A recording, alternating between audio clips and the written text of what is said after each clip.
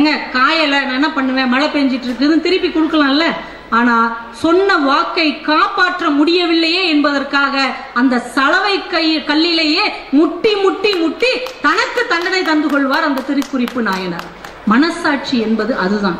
நாம நினைக்கிறோம் நாம் செய்கிற குற்றம் யாருக்குமே தெரியவில்லை, நாம் செய்கிற தவறு யாருக்குமே தெரியவில்லை என்று கம்பீரமாக நிமிர்ந்து நிற்கிறோம். நாம் செய்கின்ற ஒவ்வொரு குற்றமும் 2 பேருக்கு தெரியும். இந்த கணவனும் மனைவியும் சாப்பிட்டதுக்கு மட்டும்தான் பில்லு போட்டிருந்தார், குழந்தை சாப்பிட்டதுக்கு போடல. என்னங்க குழந்தை சாப்பிட்டதுக்கு போடல? அவர் சொன்னாரு, பச்சை மண்ணு, குட்டி பொண்ணு, இந்த புள்ள என்னங்க சாப்பிட போகுது, இந்த பச்சை புள்ள சாப்பிட்ட 2 இட்லிக்கு பில்லு எழுதித்தானா நான் மாடி வீடு கட்ட போறேன், அது சாப்பிட்டு போகட்டுங்க அப்படின்னு. ரொம்ப சாதாரண மனிதர்களுக்குள்ளே இருக்கக்கூடிய அன்பும் கருணையும் ஏன் மிகப்பெரிய மனிதர்களிடத்தில் இல்லை என்கின்ற கேள்வியை ஒவ்வொரு விஷயமும் வைத்துக் கொண்டே போகிறது. எத்தனை பேர் கிளம்பி இருக்கீங்க? இப்படி 20 ரூபாய் வச்சுட்டு இடத்த காலி பண்ணு. இல்லங்க பர்ஸை காணோம், ஒரு 2 தெரு தள்ளி தான் வீடு, நான் இந்த பேச்செல்லாம் கிடையாது, மரியாதையா பணத்தை கொடுத்துட்டு வெளியில போ அப்படிங்கிறார் ஓனர். இந்த மனிதருக்கு என்ன செய்யனே தெரியல. வயசானவர் அப்படியே கண் கலங்கி போய் கையெல்லாம் நடுங்கி போய் நிற்கிறார். இந்த முதலாளி வேலை பார்க்கறவனை கூப்பிடுறாங்க, வாடா இந்த ஜிப்பாவை கழட்டி வை, ஜிப்பாவை கழட்டி வை, போய் பணத்தை எடுத்துட்டு வந்து கொடுத்துட்டு ஜிப்பாவை வாங்கிட்டு போனார். இந்த வேலைக்காரன் ஒரு பக்கத்துல வந்துட்டா இவர் அப்படியே குற்ற உணர்ச்சியிலே அவமானத்துல அப்படியே வெம்பி போய் நிற்கிறார். ஓ நிறுத்தியா அப்படின்னு ஒரு சத்தம் கேட்டது. மூச்சு திணறல், மூச்சு இழைப்பு, குரட்டையால் அவதியா? நுரையீரலை ஆரோக்கியமானதாக்கி எளிதாக சுவாசித்திடுங்கள். தங்கம் 24x7 ஆஸ்துமா சிகிச்சை நாமக்கல் மற்றும் கான்பூர். கண்ணகியையும் இளங்கோவையும் நான் கண்டதே இல்லை, ஆனால் சிலம்பின் ஒளி நம் காதுகளில் இத்தனை நூற்றாண்டு கடந்து ஒலித்துக் கொண்டிருக்கிறது என்றால் ஒரு புத்தகம் நம்மை தாண்டியும் வாழக்கூடிய ஆயுள் நிறைந்தது. இதை அடுத்த தலைமுறைக்கு கொண்டு செல்ல வேண்டிய ஒரு அவசிய காலகட்டத்தில் இன்றைக்கு நாம் வாழ்ந்து கொண்டிருக்கிறோம். புத்தகம் என்பது அழியாத மூலிகை செடியை போன்றது. அது மனக்காயங்களுக்கு மருந்து போடுகின்ற வல்லமை பெற்றது. கடந்த காலத்தை நிகழ்காலத்தில் காட்டக்கூடிய ஒரு அதிசய கண்ணாடி தான் புத்தகம். எப்படி வாழ்ந்தோம், எப்படி வாழ்ந்து கொண்டிருக்கிறோம், எப்படி வாழ வேண்டும் என்று ஒரு குருவை போல வழிநடத்தி செல்லுகின்ற வல்லமை ஒவ்வொரு புத்தகத்திற்கும் உண்டு. முத்துலிங்கம் தி ஜானகிராமன் அவர்களுடைய ஒரு கதையை பற்றி சொல்லுவார். காண்டாமணின்னு அந்த கதைக்கு பேர். நிறைய பேர் படிச்சிருப்பீங்க. காண்டாமணி ஒரு மெஸ் நடத்துவாருங்க ஒருத்தர். இந்த மெஸ் நடத்தும் போது சாம்பார் செஞ்சு வச்சிருப்பாங்க, அதுல ஒரு குட்டி பாம்பு விழுந்து செத்து போயிடும். இத பாக்குறதுக்கு முன்னாடியே ஒரு வயதான கிழவருக்கு பரிமாறிடுவாங்க. அவர் சாப்பிட்டு போயிடுவார். அதுக்கப்புறம் தான் இந்த பாம்பை பார்ப்பாங்க, சாம்பாரை கீழே கொட்டிடுவாங்க. இப்ப அந்த மெஸ் ஓனருக்கு ரொம்ப பதட்டமாயிரும்.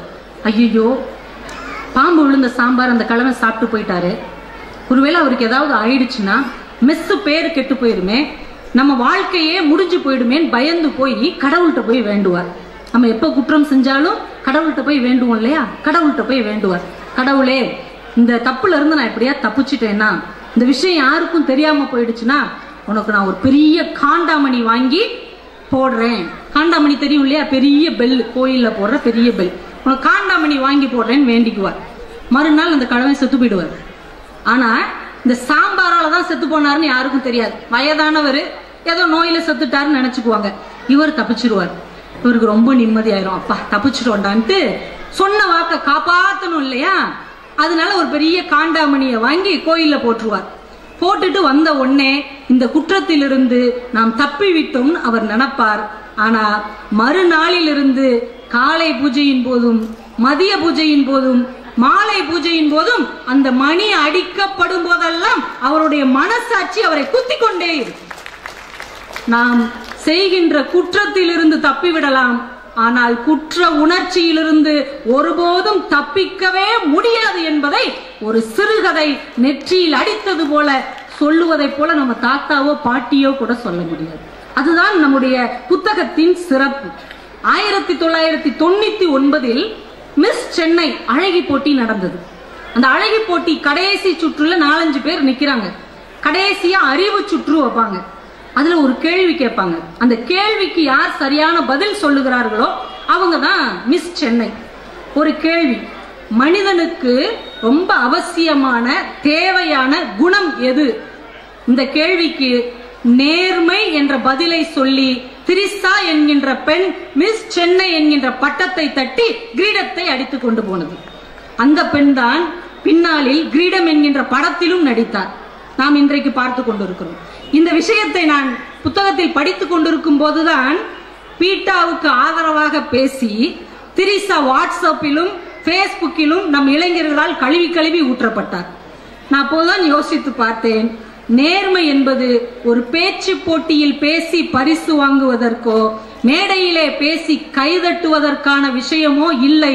நேர்மை என்பது உயிரின் இயல்பாக இருக்க வேண்டும். அது ஒவ்வொருவருடைய ரத்தத்தில் ஊறுவதாக இருக்க வேண்டும். அது பிள்ளை பிராயத்திலிருந்து கற்றுக் கொடுக்கப்பட வேண்டும். அதுதான் நேர்மை. அதனாலதான் விறகு வெட்டியுடைய கதையையும் காக்கா நரி வடை கதையையும் சின்னஞ்சிறிய குழந்தைகளுக்கு நாம் கற்றுத்தருகிறோம். நேர்மையாக இருப்பவர்கள் மகிழ்ச்சியாக வாழ்வார்கள் என்கின்ற ஒரு மிகப்பெரிய உண்மையை அவர்களுக்குள்ளே நாம் பொதிந்து வைத்திருக்கிறோம். கருணை என்பதையும் மனசாட்சி என்பதையும் அவர்கள் இதயத்திலிருந்து சுரக்க வைக்க வேண்டிய ஒரு பெரிய பொறுப்பு நம்மிடம் இருக்கிறது. அதற்கு புத்தகங்கள் தான் மிகச்சிறந்த வழிகாட்டியாக இருக்கும் என்பதை நாம் மறந்துவிடக்கூடாது. திருக்குறிப்பு தொண்ட நாயனார் அப்படின்னு ஒருத்தர், அவருக்கு வேலையே என்னன்னா சிவனடியார்களுடைய ஆடையை துவைச்சி காய போட்டு அவங்களுக்கு கொடுப்பார். சிவனடியார்களுடைய ஆடையை தூய்மைப்படுத்தினால் தன்னுடைய இதுவரை செய்த வினைகள் எல்லாம் தூய்மையாகிவிடும் என்ற ஒரு எண்ணம் அவருக்கு. உடனே இறைவன் அவர்கிட்ட திருவிளையாடல் நடத்துறான். இறைவன் அவருடைய ஆடையை துவைக்க கொடுத்துட்டு போயிடுறார். இவர் துவைக்க கொண்டு போறாரு. அன்னைக்கு முழுக்க மழை புயல் வெள்ளத்தை வர வச்சிடுறாரு. இப்ப இந்த ஆடையை காய வைக்க முடியல. இது ஒரு பெரிய குற்றமாங்க. எங்க காயல நான் என்ன பண்ணுவேன், மழை பெஞ்சிட்டு இருக்குதுன்னு திருப்பி கொடுக்கலாம்ல.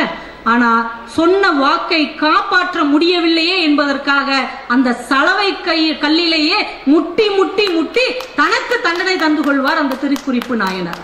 மனசாட்சி என்பது அதுதான். நாம நினைக்கிறோம் நாம் செய்கிற குற்றம் யாருக்குமே தெரியவில்லை, நாம் செய்கிற தவறு யாருக்குமே தெரியவில்லை என்று கம்பீரமாக நிமிர்ந்து நிற்கிறோம். நாம் செய்கின்ற ஒவ்வொரு குற்றமும் 2 பேருக்கு தெரியும். ஒன்று நமக்கு, இன்னொன்னு கடவுளுக்கு.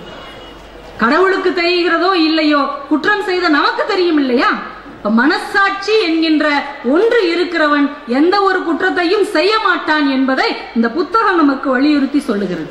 முத்துலிங்கம் அவருடைய ஆப்பிரிக்காவில் வேலை பார்த்துட்டு இருக்கிறார்.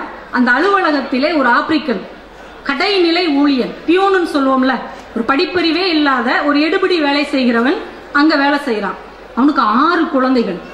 கடைசியா பிறந்த 2மே ரெட்டை குழந்தைங்க.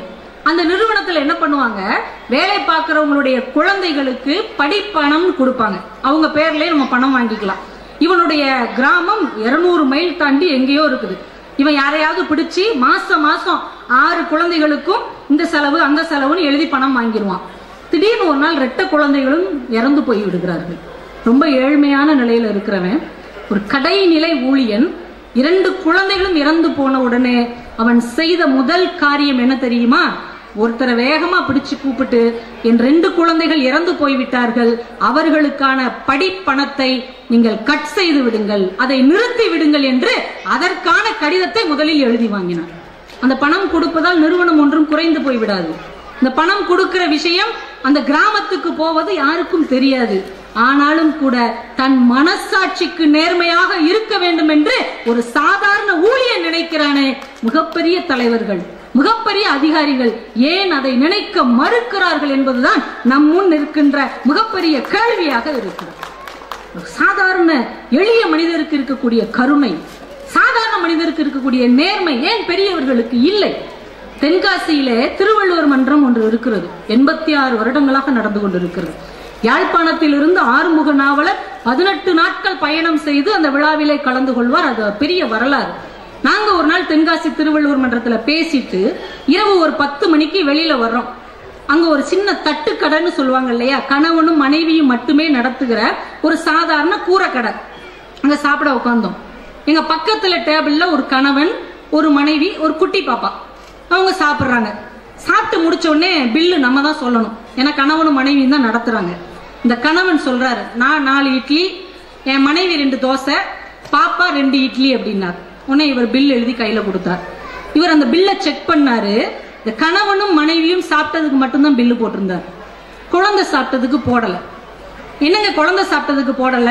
அவர் சொன்னாரு, பச்சை மண்ணு, குட்டி பொண்ணு, இந்த புள்ள என்னங்க சாப்பிடுற போது?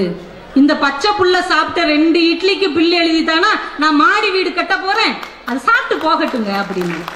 ரொம்ப சாதாரண மனிதர்களுக்குள்ளே இருக்கக்கூடிய அன்பும் கருணையும் ஏன் மிகப்பெரிய மனிதர்களிடத்தில் இல்லை என்கின்ற கேள்வியை ஒவ்வொரு விஷயமும் வைத்துக் கொண்டே போகிறது.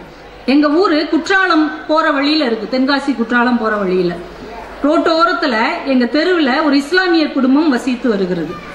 ஒரு போன வாரத்துல ஒரு நாள் நைட்டு ஒரு 9:30 இருக்கும், ஒரு டானிக் பாட்டில கொண்டு போகும்போது வாசல் கிட்ட அந்த தெருவில் கீழே போட்டு உடைச்சிட்டாங்க. உடனே அந்த இஸ்லாமியருடைய மனைவி என்ன பண்ணாங்க, அந்த பெரிய துண்டங்களை எல்லாம் எடுத்து குப்பையில போட்டுட்டு மீதியை காலையில பெருக்கிக்கலான்னு போய்க்கெல்லாம் படுத்துட்டாங்க. ஆனா அந்த பெரியவர் எந்திரிச்சு ஒரு சின்ன பெருக்குமாறு வச்சு ரொம்ப ரொம்ப நுண்ணிப்பா கவனித்து அந்த சில்லுகளை எல்லாம் சேகரித்து சாக்கடையில தள்ளிட்டு இருந்தார். நான் கேட்டேன், காலையில தான் மாமி பெருக்க போறாங்க, நீங்க இவ்வளவு வேகமா வேலை பாக்குறீங்கன்னு. உடனே அவர் சொன்னாரு, ஐயப்ப சீசன், ஐயப்ப பக்தர்கள் எல்லாம் இந்த வழியில இரவு நேரத்துல தான் நடந்து போவாங்க, காலில் செருப்பு கூட போட்டிருக்க மாட்டாங்க, இந்த சின்ன கண்ணாடி சில்லு குத்தி அவர்கள் கால் கிழிந்து போனால் அவர்களுடைய நேர்த்தி கடனை எப்படி அவர்கள் முடிப்பார்கள், அவர்கள் மனசுல எவ்வளவு பக்தியோடு வந்து கொண்டிருப்பார்கள் என்று ஒரு சாதாரண மனிதர் சக மனிதனை பற்றி யோசிக்கிறார். எத்தனை பேர் இப்படி வாழ்க்கையில நாம் யோசித்து இருக்கிறோம்? இந்த உலகத்திலே மழை என்று ஒன்று பெய்கிறதே எதற்காக? உங்களுக்கும் எனக்குமா? இல்லை, நம்மோடு வாழ்ந்து கொண்டிருக்கிற யாரோ ஒருவர் கருணையோடும் அன்போடும் சக மனிதன் மீதான அக்கறையோடும் வாழ்ந்து கொண்டிருக்கிறார். அந்த ஒருவருக்காக எல்லோருக்கும் மழை பெய்து கொண்டிருக்கிறது என்பதை நாம் உணர்ந்து கொள்ள வேண்டும். ஏன்னா 100 கௌரவர்களை சமன் செய்ய 5 பாண்டவர்கள் போதும். ஒரு மிகப்பெரிய கோலியாத்தை சமன் செய்ய ஒரு சின்ன சிறுவன் டேவிட் போதும். மிகப்பெரிய அயோக்கிய கூட்டத்திற்கு எதிராக புரட்சி செய்ய ஒரு ஒற்றை புத்தகம் போதும் என்பதை உலக வரலாறு சந்தித்துக் கொண்டுதான் இருக்கிறது. பவா செல்லத்துறை மிகச்சிறந்த எழுத்தாளர், நல்ல கதை சொல்லுபவர். அவர் ஒரு நாள் ஆனந்த விகடனுடைய இன்று ஒன்று நன்றுன்னு ஒரு ப்ரோக்ராம் வரும், அதுல பேசினார். அவர் வைக்கம் பஷீர் அவர்களுடைய கதையை ரொம்ப சுருக்கமா சொன்னார், எனக்கு ரொம்ப பிடிச்சிருந்தது. என்ன கதை அப்படின்னா, ஒரு வயசான பெரியவர் ஜிப்பாலாம் போட்டிருக்கிறார், ஒரு ஹோட்டலுக்கு சாப்பிட வர்றார், வந்து சாப்பிட்றார். சாப்பிட்டுட்டு கல்லால போய் பில்லு கொடுக்க போறார். எவ்வளவு அப்படிங்கிறார். அவங்க ஒரு 20 ரூபாய் அப்படிங்கிறாங்க. சரின்னு ஜிப்பாவுக்குள்ள கையை விட்டு பார்த்தா பர்ஸை காணும், யாரோ பிக் பாக்கெட் அடிச்சிட்டாங்க. அவருக்கு உடனே வேர்த்துருது. சார் நான் வச்சிருந்தேன், ஆனா யாரோ, யோ எத்தனை பேர் கிளம்பியிருக்கீங்க, இப்படி 20 ரூபாய் வச்சுட்டு இடத்த காலி பண்ணு. இல்லைங்க பர்ஸை காணும், ஒரு 2 தெரு தள்ளி தான் வீடு, நான் இந்த பேச்செல்லாம் கிடையாது, மரியாதையா பணத்தை கொடுத்துட்டு வெளியில போ அப்படிங்கிறார் ஓனர். இந்த மனிதருக்கு என்ன செய்யனே தெரியல, வயசானவர் அப்படியே கண் கலங்கி போய் கையெல்லாம் நடுங்கி போய் நிற்கிறார். இந்த முதலாளி வேலை பார்க்கறவனை கூப்பிடுறாங்க, வாடா இந்த ஜிப்பாவை கழட்டி வை, ஜிப்பாவை கழட்டி வை, போய் பணத்தை எடுத்துட்டு வந்து கொடுத்துட்டு ஜிப்பாவை வாங்கிட்டு போனார். இந்த வேலைக்காரன் ஒரு பக்கத்துல வந்துட்டா இவர் அப்படியே குற்ற உணர்ச்சியில அவமானத்துல அப்படியே வெம்பி போய் நிற்கிறார். ஓ நிறுத்தியா அப்படின்னு ஒரு சத்தம் கேட்டது. எல்லாரும் வாசலை பார்த்தார்கள். ஒரு இளைஞன் விறுவிறுன்னு வந்தான். எவ்வளோயா பணம் தரணும்? அந்த பெரியவர் 20 ரூபா கொடுக்கணும். இவன் டக்குன்னு 20 ரூபா கொடுத்தான். இந்தாயா, வயசான ஒரு பெரிய மனுஷன் எப்படி அவமானப்படுத்துவீங்க, நீங்களா என்னையா கடன் எடுத்துறீங்கன்ட்டு, வாங்க பெரியவரேன்னு தோல்ல கையை போட்டு கூட்டு வர்றான். அந்த பெரியவர் அவன் கையை பிடிச்சிக்கிட்டு, ரொம்ப நன்றி தம்பி, நீ மட்டும் இல்லைன்னா நான் ரொம்ப அவமானப்பட்டிருப்பேன், அதெல்லாம் இருக்கட்டும் பர்ஸு அப்படின்னு அவன் பாக்கெட்டுக்குள்ள கையை விட்டு 4 பர்ஸ் எடுக்கிறான். இதுல ஓம் பர்ஸ் எது பெருசு அப்படின்னு கேட்கறான். அவர் அப்படியே மிரண்டு போயிடுறாரு. இதுதான் என் பர்ஸ் அப்படின்னு எடுக்கிறார். அவன் சொல்றான், திருடுறதான் என் தொழில், திருடிட்டேன், ஆனா நீ அவமானப்பட்டு நிக்கிறத என்னால தாங்க முடியல, அதான் திருப்பி கொடுத்துட்டேன், இனிமே இந்த தொழிலை சத்தியமா செய்ய மாட்டேன்ட்டு போயிட்டான். அப்ப அந்த பெரியவர் நினைக்கிறார், ஐயோ அவன் பெயரை கேட்காம போயிட்டோமே, அதனால என்ன, அவனுடைய பெயர் கருணையாக கூட இருக்கலாம் என்று அந்த கதையை வைக்கம் பஷீர் முடிக்கிறார். இப்போ வாழ்க்கையிலே நாம் பார்க்கிற எளிய மனிதர்கள், சாதாரண மனிதர்களுக்குள்ளே பொங்கி வருகின்ற மனித நேயம் இந்த உலகத்தின் எல்லா இடங்களிலும் பட்டுவிட்டால் போரோ எந்த ஒரு பிரச்சனையோ இந்த நாட்டிலே இல்லாமல் போகும் இல்லையா? அசோகமித்திரன் ஒரு கதை எழுதியிருக்கிறார், விடிவதற்குள் அப்படின்னு ஒரு கதை. அந்த கதை நிறைய பேர் படிச்சிருப்பீங்க. நம்ம ஊர்ல தண்ணி கஷ்டத்துல என்ன பாடுபடுறோம். ஒரு அம்மா பள்ளிக்கூடத்துல படிக்கிற பையனை நடு ராத்திரி 12:30 எழுப்பி, அந்த நேரம் தான் தண்ணி வருது, குழந்தை தொட்டுல படுத்து தூங்கிட்டு இருக்கு, சின்ன குழந்தை. கதவை சாத்திட்டு அம்மாவும் மகனும் ஆளுக்கு 4 வாளியை தூக்கிட்டு தெரு தெருவா தண்ணிக்கு அலையிறாங்க. ஒரு இடத்துல கூட்டத்துல வரிசையில நின்னு, மகன் ஒரு இடத்துல வரிசையில நின்னு கை வலிக்கு அந்த புஜமெல்லாம் வீங்கி போகிற அளவுக்கு தண்ணியை அடித்து ரோட்டோரத்துல கொண்டு வந்து வச்சுட்டே இருக்கிறாங்க. ரோட்டை கடந்து வீட்டுக்கு போகணும். இந்த வாளியை வச்சுட்டு அவ போகும்போது ஒரு கண்ணு குட்டி சுத்தி சுத்தி வருது. இவ போயிட்டா அது வாயை வச்சிரும், கண்டிப்பா எல்லா தண்ணியும் குடிச்சிரும். 2-3 தடவை சூசூன்னு விரட்டுறா. ஆனா அது தாகம் நிறைந்த கண்களோட பக்கத்துல வருது. ஒரு நிமிஷம் மன உளைச்சலையும் ஒதுக்கி வைத்து விட்டு அந்த பெண் சொல்லுகிறாள், குடிக்கிறதானா குடிச்சிட்டு போ, என் பிரச்சனை என்னைக்கு இருக்கிறது தானே, நீ குடிச்சிட்டு போ என்று ஒரு சாதாரண பெண்மணி மறுநாள் தன் வாழ்க்கைக்காக வைத்திருந்த ஒரு பொருளை கூட ஒரு சின்ன ஜீவனுக்காக விட்டு கொடுக்கிறாள் என்றால் இந்த உயிர் நேயம் இன்றைக்கு எங்கே போனது?